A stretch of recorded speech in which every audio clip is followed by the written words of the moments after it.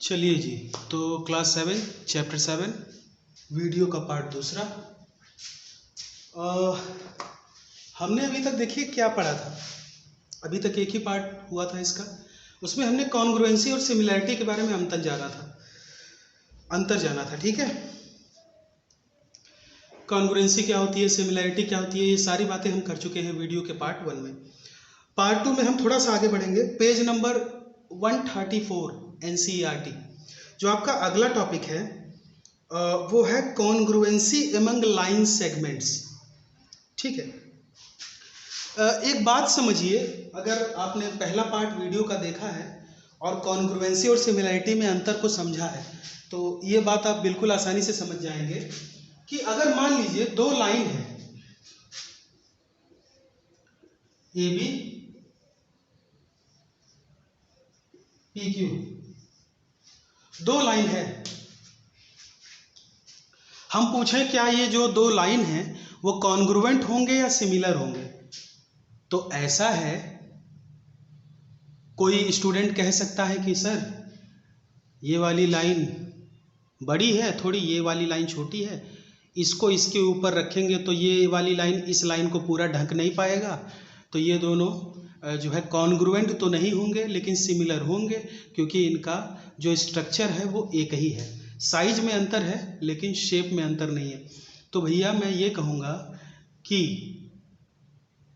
Line की definition अगर आप जानते हैं तो आप ये जानते होंगे कि लाइन को दोनों तरफ से एंडलेसली बढ़ाया जा सकता है, वो लाइन का कोई एंड पॉइंट नहीं होता है। ठीक है, तो आप चाहें तो इस PQ को थोड़ा सा इस एंड से भी और इस एंड से भी खींच दीजिए और इतना बड़ा कर दीजिए, या इतना क्या, इस AB को खींच के इतना बड़ा कर दीजिए और इसको भी खींच के इतना बड़ा कर दीजिए, फिर इसको इसके ऊपर रखिए, चाहे इसको इसके ऊपर रखिए, दोनों एक दूसरे को ढक लेगा। कहने का मतलब ये है कि जो दो लाइनें होती हैं वो आपस में हमेशा कॉन्ग्रुएंट होती हैं। ठीक है, सिमिलर तो होंगी ही, अगर कॉन्ग्रुएंट है तो सिमिलर तो होंगी ही, लेकिन कोई भी दो लाइन, क्योंकि वो जब उनका कोई एंड पॉइंट होता ही नहीं है तो उसमें बड़े छोटे का कोई मतलब नहीं। आप पहले वाली लाइन को इतना बड़ा बना है तो हम दूसरे वाली लाइन को भी खींच के इतना बड़ा कर देंगे, कोई दिक्कत नहीं है, तो दोनों लाइन एक दूसरे को बहुत आराम से ढक लेगा, कोई भी दिक्कत नहीं है। हाँ, जब लाइन सेगमेंट की बात करेंगे तब ये चीज वैलिड नहीं है, क्योंकि लाइन सेगमेंट का एंड पॉइंट होता है।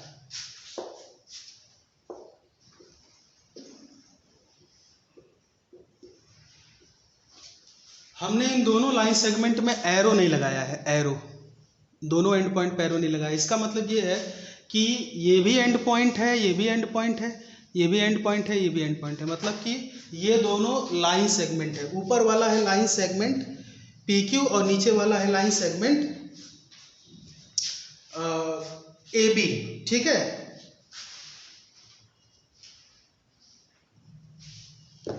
चलिए अब जरा बात की जाए कि ये दोनों लाइन सेगमेंट सिमिलर होंगे या कॉन्ग्रुएंट होंगे। तो भाई साहब ऐसा है कि लाइन सेगमेंट की लंबाई को बढ़ाया घटाया नहीं जा सकता है, जो जितना लंबा है पहले से वो उतना ही लंबा रहेगा, ना बढ़ेगा ना घटेगा। तो इसका मतलब ये है कि ये दोनों लाइन सेगमेंट सिमिलर हैं, कॉन्ग्रुएंट नहीं है। ये वाली लाइन इसको तो ढक लेगा इसके ऊपर रखेंगे तो, लेकिन ये वाली लाइन को अगर इसके ऊपर रखेंगे तो इसको नहीं ढक पाएगा। तो भैया ये दोनों जो है कॉन्ग्रुएंट नहीं है, हाँ सिमिलर जरूर है। चलिए ये बात आप क्लियर है। आपकी किताब में एक स्टेटमेंट लिखा हुआ है सबसे नीचे पेज नंबर 134 पे, हरे डिब्बे में, हरा रंग का डिब्बा है, उसमें लिखा हुआ है कि दो लाइन सेगमेंट कॉन्ग्रुएंट तभी होगा जब वो दोनों लंबाई में बराबर होगा। तो सेम चीज़ है, वही बात मैंने बताई। ठीक है, कि दो लाइन सेगमेंट कॉन्ग्रुएंट तभी होंगे जब उनकी लंबाई बराबर होगी, लेंथ बराबर होगी। ठीक है, या इसका उल्टा भी सही है, अगर दो लाइन सेगमेंट की लंबाई बराबर है तो वो दोनों अपने आप कॉन्ग्रुएंट हो जाएंगे। लेकिन लाइन के केस में कोई भी दो लाइन आप ले लीजिए वो हमेशा कॉन्ग्रुएंट होगा, क्योंकि उसका कोई एंड पॉइंट नहीं होता, उसको बढ़ा घटा सकते हैं। ठीक है, तो इस बात को आप एकदम आसान है, इसको आप ध्यान में रख सकते हैं। चलिए भैया अगला जो आपका टॉपिक है वो है कॉन्ग्रुएंसी ऑफ एंगल।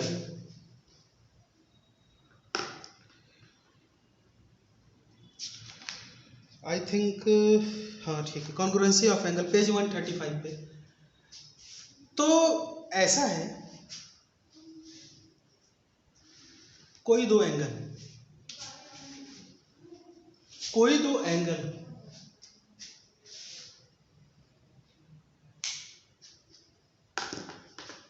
कॉन्ग्रुएंट तभी होंगे जब उनका मेजरमेंट बराबर हो।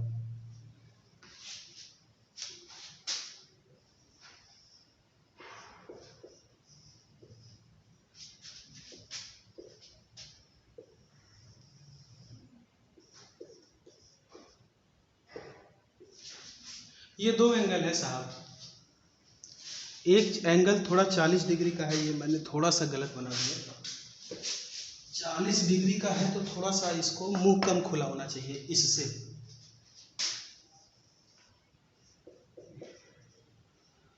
चलिए साहब, अगर इसको इसके ऊपर रखें तो ये वाली जो रे है वो इसको तो ढक लेगी, लेकिन ये वाली रे इसको नहीं ढक पाएगी। कारण, क्योंकि जो ये वाली रे है वो जब इसको इसके ऊपर रखेंगे तो ये इस पोजीशन से थोड़ा नीचे आएगी। इसको उठा के यहाँ रखेंगे तो ये वाली जो रे है वो यहाँ आएगी, ठीक है, तो ढक नहीं पाया। इट मीन्स कि दो एंगल तभी कॉन्ग्रुएंट होंगे जब उनका मेजरमेंट सेम होगा। अगर दोनों ही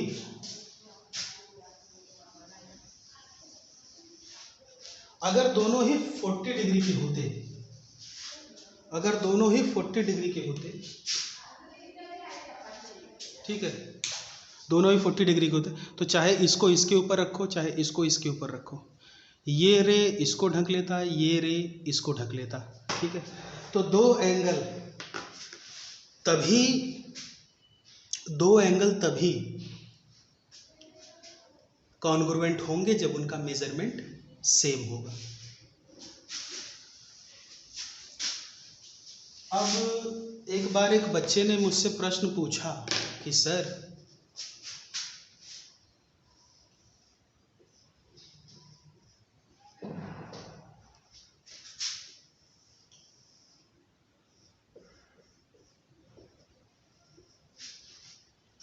देखिए ये वाला भी एंगल 60 डिग्री का है, ये वाला भी एंगल 60 डिग्री का है, दोनों का मेजरमेंट सेम है, लेकिन ये दोनों कॉन्ग्रुएंट तो नहीं है। इसको इसके ऊपर रखेंगे तो ये वाला तो थोड़ा छोटा दिख रहा है, ये वाला बड़ा दिख रहा है, ये एंगल इसको नहीं ढक पाएगा, और ये एंगल तो इसको ढक लेगा, लेकिन ये एंगल इसको नहीं ढक पाएगा, तो कॉन्ग्रुएंट कहाँ है? तो मैंने उनसे कहा कि ऐसा है भैया, ये तो दोनों रे है और रे का ये वाला एंड तो बढ़ता चला जाता है, तो ये वाला जो एंड है भैया इसको बढ़ा दीजिए। तो अब जब दोनों एंगल को आप देखेंगे, वही सेम बात जो मैं लाइन और लाइन सेगमेंट के केस में बता रहा था कि भैया ये तो रे है और रे का ये पॉइंट तो नहीं बढ़ सकता आगे, लेकिन ये पॉइंट तो, ये एंड तो आगे बढ़ सकता है, ये एंड तो आगे बढ़ सकता है, तो इसको दोनों रे को बढ़ा दीजिए, ये वाला एंगल भी इतना बड़ा हो जाएगा, क्या प्रॉब्लम है? फिर इसको इसके ऊपर, उसको इसके ऊपर रख दीजिए, एक दूसरे को ढक लेगा, है ना, तो कोई दिक्कत की बात नहीं है। सिर्फ दिमाग में इतना रखिए कि चाहे वो लाइन सेगमेंट हो चाहे एंगल हो, जब उनका मेजरमेंट बराबर होगा तभी वो दोनों एंगल कॉन्ग्रुएंट होगा।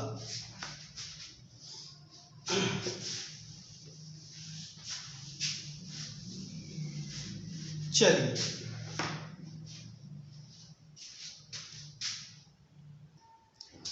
जो हमारा अगला टॉपिक है वो है congruency of triangle, page number 136, 136 पर। दो ट्रायंगल कब कॉन्ग्रुएंट होंगे? तो दो ट्रायंगल देखिए तब कॉन्ग्रुएंट होंगे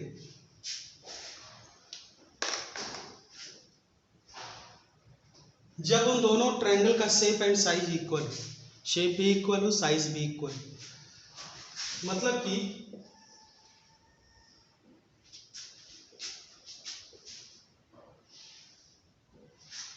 ये देखिए दोनों ट्रायंगल का शेप एंड साइज इक्वल है। अगर ये 5 सेंटीमीटर है तो ये भी 5 सेंटीमीटर है, ये 4 सेंटीमीटर है तो ये भी 4 है, ये 7 है तो ये भी 7 है, ठीक है।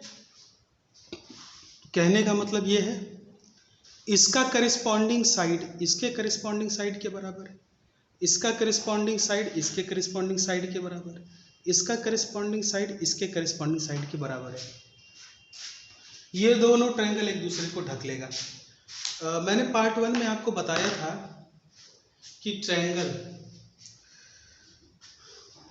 कभी कभी ऐसा होता है कि ट्रायंगल घूमा हुआ होता है ना। हो सकता है यहाँ 5 लिखा हो, यहाँ 4 लिखा हो, यहाँ 7 लिखा हो, तो आप कहेंगे भैया ये 5 है तो यहाँ 7 लिखा है तो ये कॉन्ग्रुएंट नहीं होगा। ऐसा नहीं, मैंने कहा था कि ट्रायंगल को घुमा दीजिए, ठीक है, घुमा करके इसके ऊपर ओवरलैप कराइए, यही मैंने कहा था ना। तो कहने का तात्पर्य ये है साहब कि ये तो खैर एक क्राइटेरिया है, ये एक तरीके से मैं बता रहा हूँ कि अगर तीनों साइड बराबर हो जाएं, इस ट्रायंगल का तीनों साइड इस ट्रायंगल के अपने अपने तीनों साइड के बराबर हो जाए, अपने अपने मतलब करिस्पॉन्डिंग साइड के, इसका करिस्पॉन्डिंग साइड ये है, इसका करिस्पॉन्डिंग साइड ये है, इसका करिस्पॉन्डिंग साइड ये है, क्योंकि जब इसको उठा के इसके ऊपर रखेंगे तो इसको इसके ऊपर जाना है, इसको इसके ऊपर जाना है और इसको इसके ऊपर जाना है, ठीक है।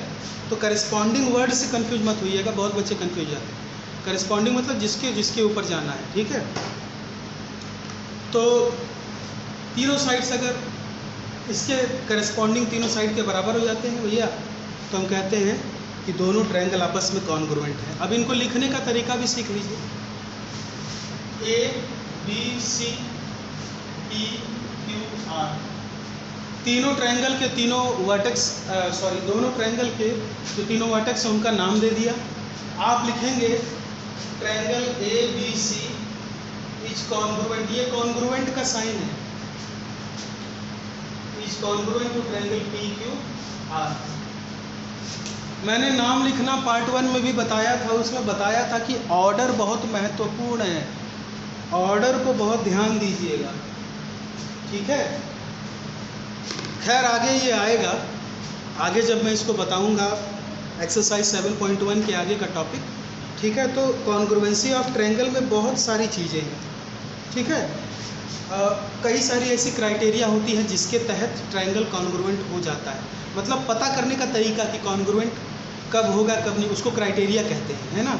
तो ये तो एक क्राइटेरिया है, ये आगे की चीज़ है लेकिन यहीं पर बता दे रहा हूँ। इसमें तीनों साइड इसके करिस्पॉन्डिंग तीनों साइड के बराबर है, तो ये दोनों ट्रायंगल कॉन्ग्रुएंट हो गए, ठीक है। ये सारी चीज़ें हैं।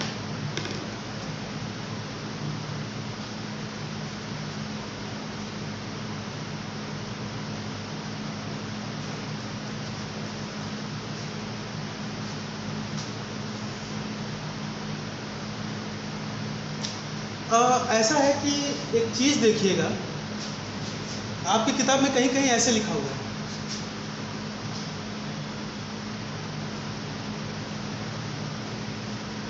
तो इस चीज़ से कंफ्यूज मत होइएगा। ये करिस्पॉन्डेंस का साइन है, करिस्पॉन्डिंग जो वर्ड हम बोल रहे हैं करिस्पॉन्डिंग, उसका साइन है। कहा जा रहा है कि triangle A B C triangle P Q R के करिस्पॉन्डिंग है, मतलब कि जो साइड ए बी है वो करिस्पॉन्डिंग है साइड पी क्यू के, ए बी पी क्यू के। जो साइड बी सी है वो करिस्पॉन्डिंग है साइड क्यू आर के, जो साइड बी सी है वो करिस्पॉन्डिंग है साइड क्यू आर के। और जो साइड ए सी है वो करिस्पॉन्डिंग है साइड पी आर के। जिस पोजीशन पे ए है उस पोजीशन पे पी है, जिस पोजीशन पे बी है उस पोजीशन पे क्यू है, जिस पोजीशन पे सी है उस पोजीशन पे आर वर्टेक्स है, ठीक है। तो ये करिस्पॉन्डेंस का साइन है, इससे कंफ्यूज मत होइए।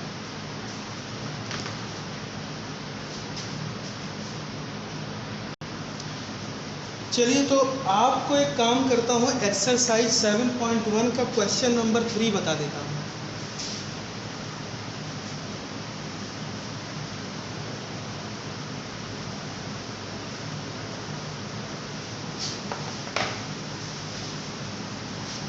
चलिए क्वेश्चन नंबर 3 कहता है, मैं क्वेश्चन पढ़ देता हूँ। If triangle A B C is congruent to triangle FED, if triangle ABC is congruent to triangle FED,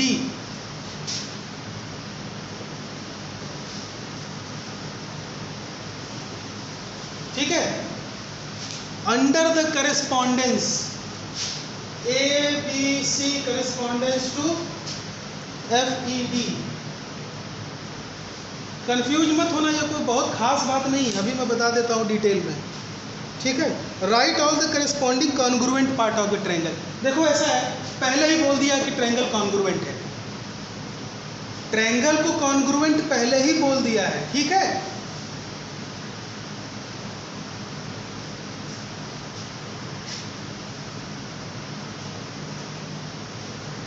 ठीक है, तो इसका जो आप जानते हैं कि जब ट्रायंगल को पहले ही कॉन्ग्रुएंट बोल दिया है और जिस ऑर्डर में बोला उसी ऑर्डर में मैंने ट्रायंगल को बना दिया है, तो वर्टेक्स ए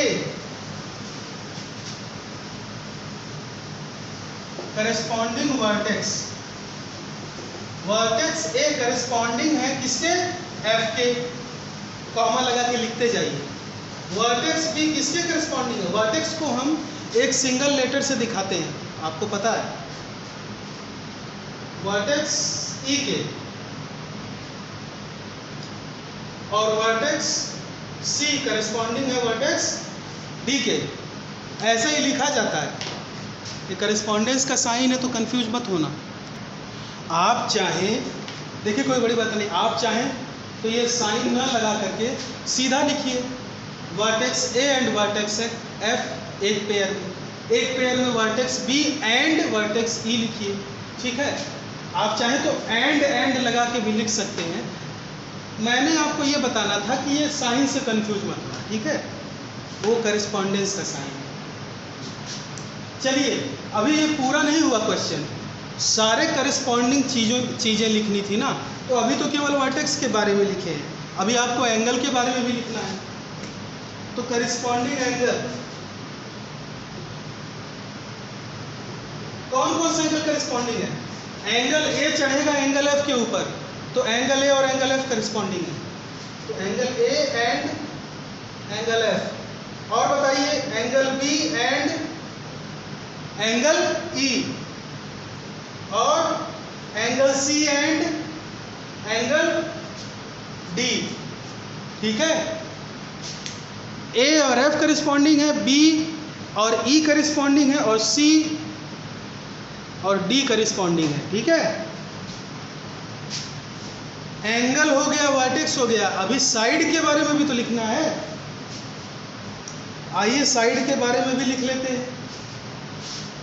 करेस्पॉन्डिंग साइड कौन कौन से हैं, तो करेस्पॉन्डिंग साइड, तो ए बी करेस्पॉन्डिंग है एफ ई के, तो A B and F E एक पेयर हो गया, A C and F D एक पेयर हो गया, और बी सी और ई डी एक पेयर हो गया, सही है। अब मुझे लगता है कि इसमें और कुछ नहीं बचा है। ट्रायंगल में क्या होता है भाई, एंगल होता है, साइड होता है, वर्टेक्स होता है, तो तीनों मैंने लिख दिया। ये हो गया आपका सॉल्यूशन खत्म, बस यही लिखना था और कुछ नहीं लिखना था। इसमें मेन चीज ऑर्डर को ध्यान दीजिएगा, ये जो ऑर्डर लिखा है क्वेश्चन में, A B C correspondence to F E D, तो ए बी करेस्पॉन्डिंग है एफ ई के, इसीलिए उसी ऑर्डर में ट्रायंगल को बनाइएगा और उसका नाम रखिएगा। अगर यहाँ डी एफ ई होता तो हम यहाँ पर डी लिखते, यहाँ एफ लिखते और यहाँ ई लिखते। तो इसी बात को बस ध्यान दीजिएगा, बाकी सब ठीक है।